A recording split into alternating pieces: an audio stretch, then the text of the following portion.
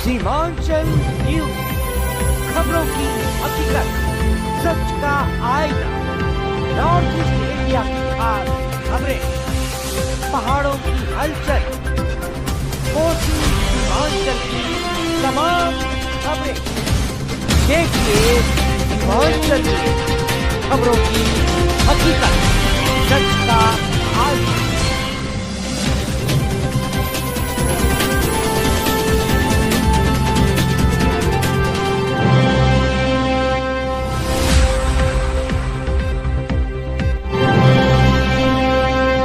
सूचनाएं जो सावधान कर दे हिल्स तराई।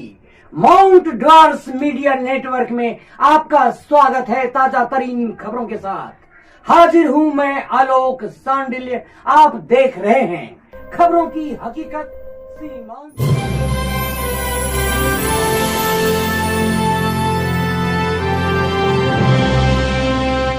इन जल माफियाओं जल दस्युओं का ये प्रभाव है कि नाव परिचालक जिस नाव मतलब ये समझ लीजिए कि पानी में नाव नहीं चलेगा, सड़क पे अगर मोटरसाइकिल नहीं चलेगा, एयर स्पेस में अगर एयरक्राफ्ट नहीं चलेगा तो फिर कहाँ चलेगा।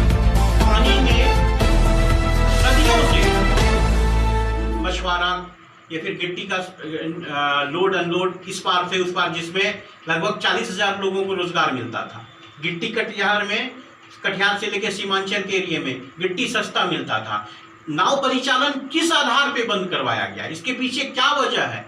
जो एक कहावत है ना, जो उलझ के रह गई है फाइलों के जाल में, लोगों तक वो रोशनी पहुंचेगी कितने सालों में।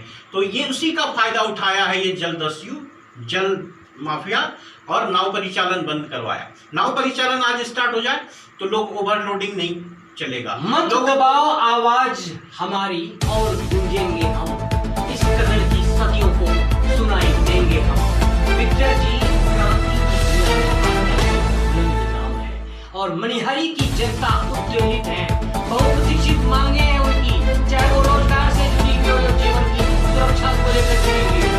हम ये जानना चाहते हैं कि विक्टर झा जी, अब आपका अगला कदम क्या होगा? अब आप क्या करने जाएंगे? अब आप क्या करेंगे? पूर्व में भी आपने कई सफल आंदोलन किए हैं और खास करके ये जो जल सत्याग्रह आपने किया है, आपकी प्रमुख क्या क्या मांगे रही, हम चाहेंगे कि एक बार हमारी जनता के सामने लाएं। हमारा पहला मांग है कि सबसे पहले बॉडी रिकवर किया जाए।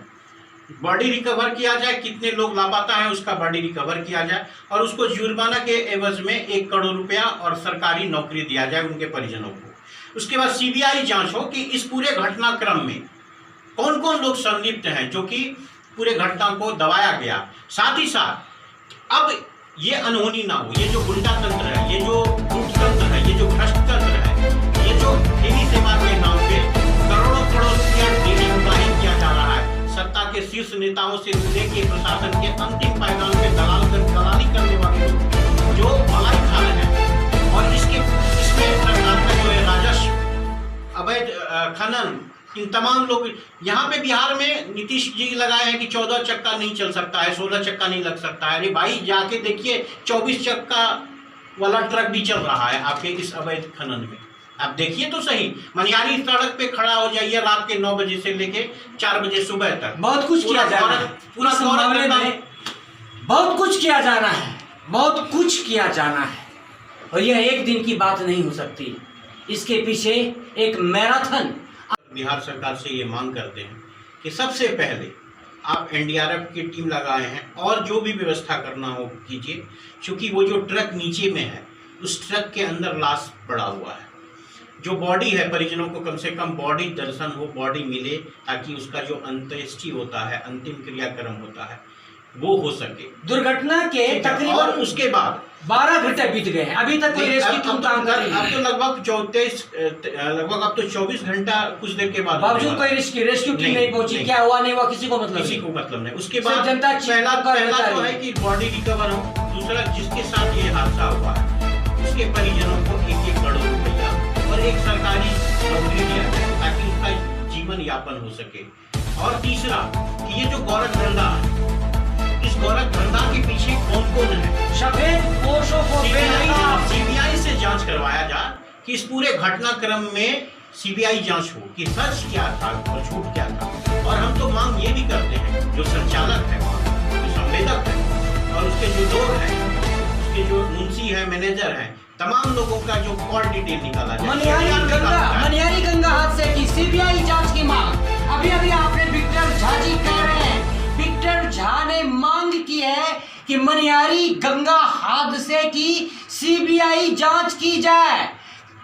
आगे और विक्टर जी, जो संचालक है, जो घटना का जो समय है, उसके बाद संचालक और उसके जो मैनेजर हैं, किन किन लोगों से बात हुई, कौन कौन से लोग थे जो रात में मनिहारी जहाँ पे घटना हुआ वहां से करीब 2 किलोमीटर 3 किलोमीटर जो उस जहाज को लेके जाया गया ताकि घटना स्थल बदल सके, क्योंकि वो प्रभावशाली लोग हैं। झारखंड के मुख्यमंत्री के साथ उनका उठना बैठना है, वहाँ के डीएम, एसपी, जज सबको परचेज कर सके, इसलिए घटना स्थल को बदलने का कोशिश किया गया और बदल भी दिया।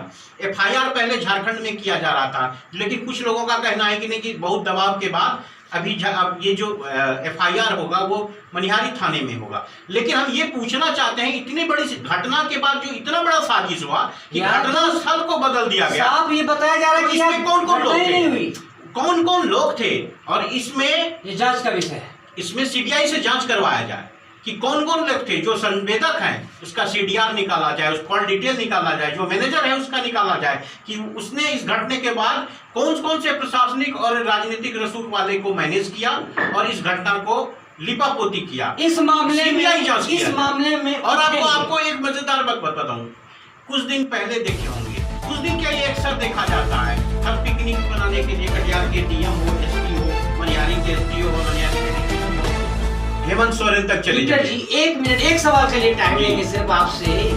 भू खनन के मामले में अपने बिहार में कई सख्त पाबंदियां लगाई गई हैं, जिनका कि एक खनन के कई पदार्थों पर गहरा असर पड़ा है, चाहे बातें करें हम ईंट की या फिर गिट्टी की, बालू की, मिट्टी की। अब मामला मनिहारी और गंगा के बीच की जो बातें हैं, साहेबगंज और मनिहारी के बीच, यूं कह ले 2 राज्यों के बीच कई प्रकार के व्यापारिक वहां संबंध है कि आप जो कहना चाह रहे हैं हम समझ गए, हम आगे उसको शॉर्टकट में कहना चाह रहे हैं।